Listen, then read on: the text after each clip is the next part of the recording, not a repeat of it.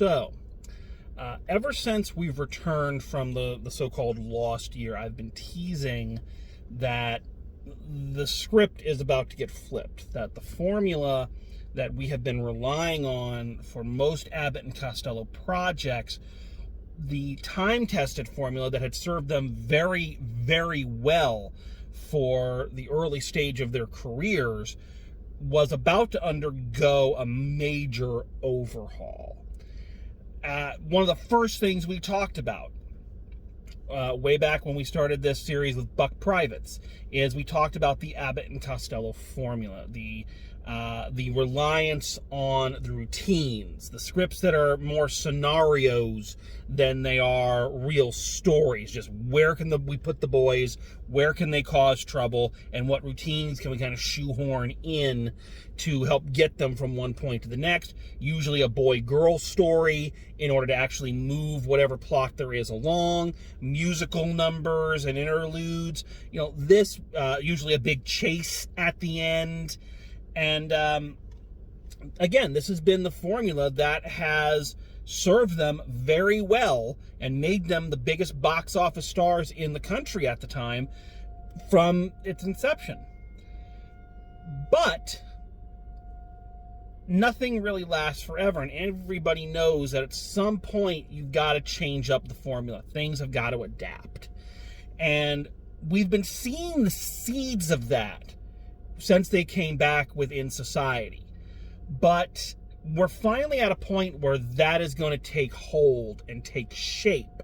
And for the next couple of movies, they're going to look very, very different than any Abbott and Costello film that we've viewed so far. I don't know what that screeching is, so I'm sorry about that if the mic's picking that up.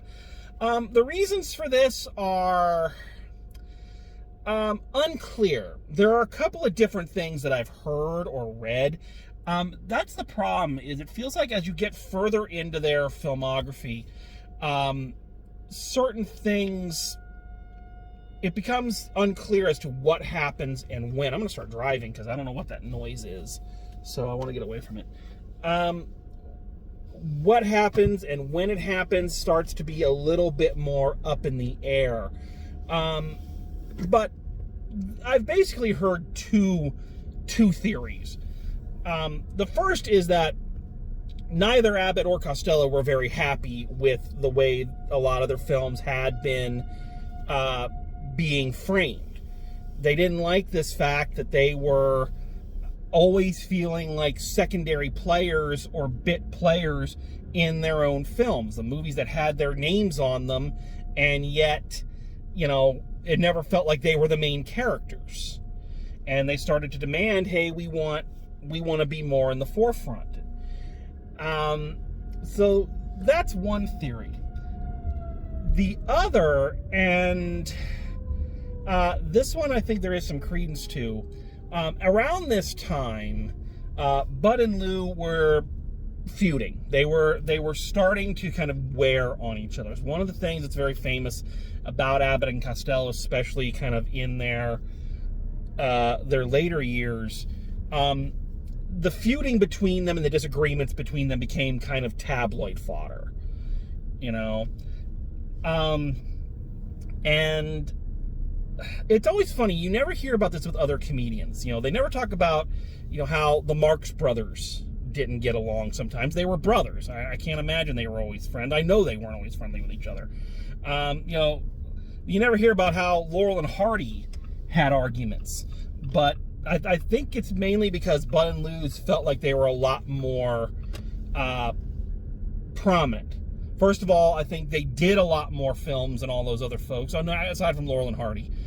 And as such, you know, they were together a lot longer.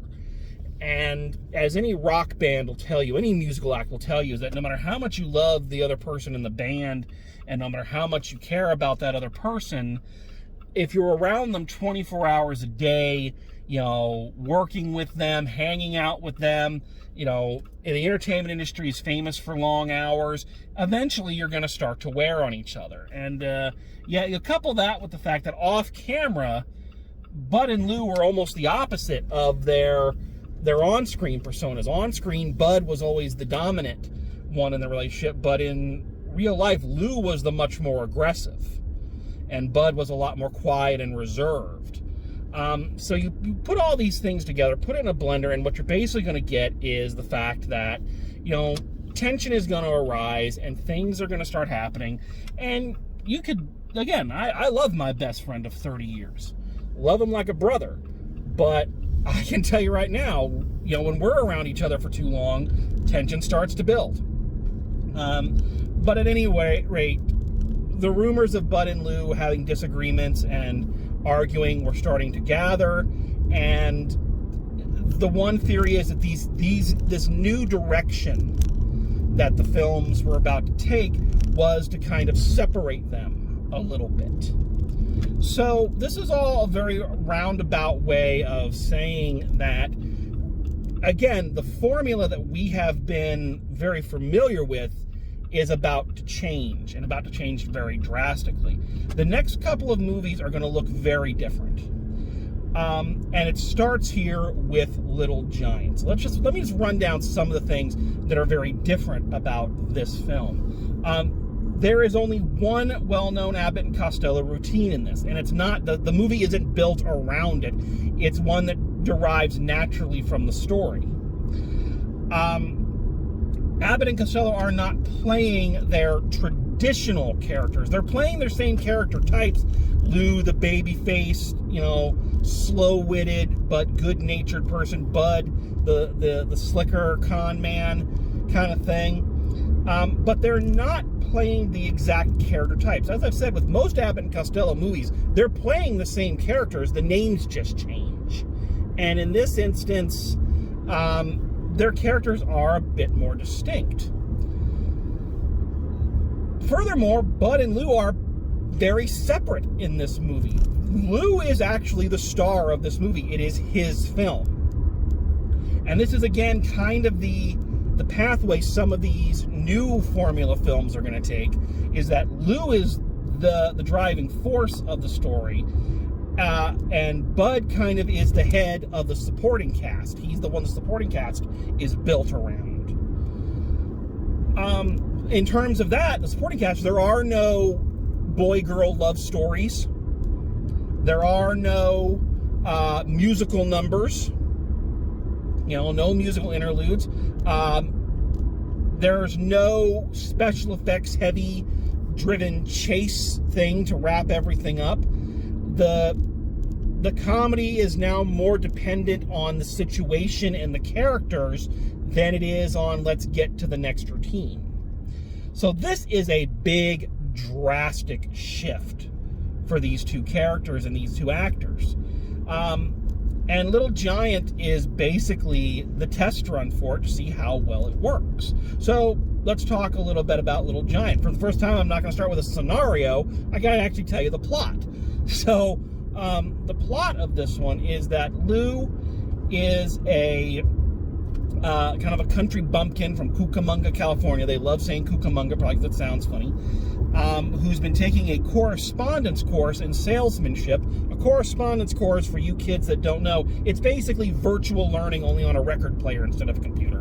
And when he finally graduates and completes the course, he heads to Los Angeles to become a salesman because he wants to make money to get married, and he wants to, support his ma, all these wonderful things. He goes to work at a vacuum cleaner company, which Bud is the head of. It goes about as well as you'd expect because he's Lou Costello. And he gets demoted down to one of the smaller towns where Bud Abbott is actually playing two characters in this. He's playing the mean boss, and he's playing a nice boss in one of the other towns. And basically, long story short, through his good nature and all this, he succeeds and becomes a good vacuum cleaner salesman, and hijinks ensue. Things go around them. I don't want to sit here and map out the entire thing scene by scene, but you can see that this is a much more involved story than let's put Bud and Lou on a riverboat, or let's put them in an army base. There's much more in terms of cause to effect in these films. So the big question that you have to ask when you drastically switch up the formula like this is, does it work? And the answer for me is yes. I think it will in the next film. I think this is a good movie. I think this is a fine film and a cute little picture. And I think you can see the DNA of what is going to work very well in later films being tested out here. It's not quite perfected yet, but the DNA is there. I think everything is kind of a double-edged sword with this movie. Okay, so we separate the boys out and we let them kind of play different characters and operate off people other than each other. That's good. That's good. Freshens things up, gives them new things to play. I think this film and the next one definitely prove that Bud Abbott could have been, if he wasn't such a good comedian, he could have been a decent character actor. He like I say, he plays two very different characters, and even though the voice is the same, the personalities are very different. It shows that he's a very talented actor. It also shows that Lou can carry a movie on his own as the primary protagonist, and that the character that he's crafted for so long, this lovable kind of childlike personality, is a good one for these kind of comedies, because the audience immediately identifies with him and immediately sympathizes with him and wants him to succeed. When the all is lost moment happens in this film, you genuinely feel for him, and you want him to succeed, and you want him for everything to be okay for him, because you like him as a person and as a character. So in that way, it works. But at the same time, it's a little jarring. You've seen Abbott and Costello together with a certain chemistry and a certain energy for so long that suddenly hitting this film is almost like hitting a brick wall, because everything is different and the energy is different. The chemistry is different. Not bad, just different. And it doesn't feel quite right. You know?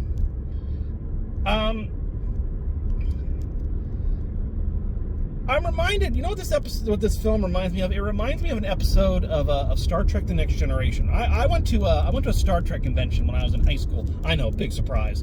And Marina Sirtis, who played Counselor Troy, was the guest. And of course, the inevitable question comes up of, what's your favorite episode? And the episode that she said was her favorite was an episode called Face of the Enemy, where Troy is kidnapped by Romulans and is disguised as a Romulan to try to fool this Romulan captain to do all these shenanigans. All right, and the reason she said that was her favorite episode is because it was one of the first ones they ever did with her that wasn't like what you would classify as a Troy story. It had nothing to do with her empathic abilities, had nothing to do with her relationship with Riker, had nothing to do with her mother. This was a story that any of the cast could have been involved in, and it was her, and it was how her character was going to react to that situation. And the reason this movie kind of reminds me of that story is because this film feels like it could have starred anyone. And in a way, that's a good thing, because, again, it means that they weren't just adhering to the same formula. They were doing something different. The boys were allowed to stretch. But why it's kind of a negative is that if the movie could be made by anyone, why does it have Abbott and Costello in it? That's kind of the big question. Is I don't think at this point the film had learned how to use the very specific skill sets Abbott and Costello have as a team and individually to its its best advantage. You know, if the film, I could easily see Red Skellington starring in this. I could honestly see Curly Howard. I don't know if Curly was dead by this point. He might have already passed on. But this is something you could see him starring in as a solo vehicle, almost. But you could see almost any other comedian, playing it. So why? I don't think the film had quite figured out why this could be a Lou Costello vehicle or a Bud Abbott vehicle.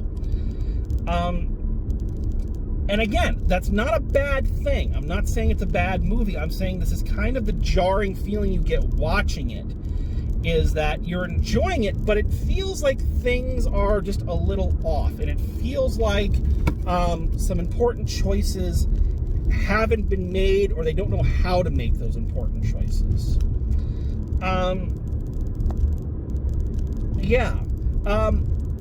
Rest of the cast is fairly solid. You know, your usual array of character actors. One standout I have to say is one of the women that Lou Costello goes and sells a vacuum cleaner to is the great Margaret Dumont. If you don't know that name, Margaret Dumont was the favorite comic foil for Groucho Marx. She was in a lot of Marx Brothers movies and was always in scenes with Groucho, and always this woman that he was trying to marry to get her money or something to that effect. But a great, just a wonderful comic foil. And it's so nice to see this Marx Brothers mainstay doing an Abbott and Costello movie. So I wasn't sure how I was going to feel watching this one. It's been a long time since I've seen this one. This isn't one that's kind of in my usual rotation. It's not, oh, hey, I'm in the mood for an Abbott and Costello movie. Let me get Little Giant. It's not that type of film. I can't even really remember the last time I've watched this one, so I was a little curious. I remember the first time I saw it thinking, okay, this isn't bad, but it wasn't one that really stuck with me. So many years later, now coming back to it, I was curious what my opinion was going to be. And I can definitely understand that audiences at the time found it a little jarring. It does, especially since, like I said, I've been watching these in order, which is the first time I've ever done that. I've never watched these in their production order before. It's always just kind of been picking and choosing. So watching it straight through and seeing how different this film is from all of their previous ones, I can definitely understand why the audiences at the time might have been a little off-put by it.